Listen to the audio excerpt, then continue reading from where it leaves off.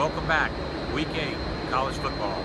Fired up now. We're getting down to the stretch. I always said October, at the end of October, you can start really focusing in on a few teams.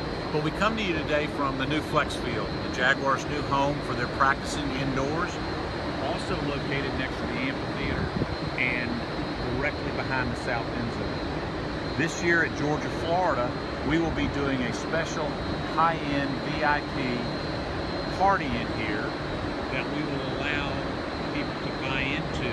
So if you want to go to the Sports Capital or the TaxSlayer website, you'll be able to see the details on the Georgia, Florida one. Bye week for Florida and Georgia, then the big game here, the cocktail party here in Jacksonville. Excited about that. What we found out last weekend with Auburn losing to LSU, Florida losing to Texas A&M, is we're starting to see now that clearly Georgia and Alabama are the two best teams in the conference. They'll be playing in the championship game. That drops Auburn down, moves Texas A&M, LSU, obviously South Carolina, moves some of those teams up into that mix that we'll be able to select out of the SEC. On the other side, we're starting to really like the ACC. You've obviously got Clemson, Miami, North Carolina State, and Notre Dame, because they're in the selection process for the ACC. If you track out their schedules, you'll start to see that one or two or three of those teams will be in our mix.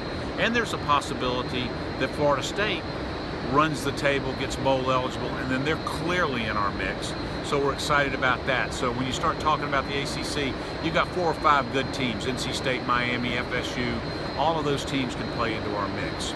Big Ten side is getting very attractive because now Wisconsin looks like they'll win their conference division and they'll be playing in the championship game. But on the other side, you've got Penn State, Michigan, and Ohio State. One or more of those teams will be in our mix. And so all of a sudden now you start seeing the matchups. We'll talk more about it after Georgia, Florida when the CFP poll comes out, because that's when we're going to be able to say who's going to the New Year's Day 6 with a little bit more clarification. So next week we'll be talking about Georgia, Florida, and then the week after we'll be talking about the CFP poll. Thanks for being with us and have a good weekend.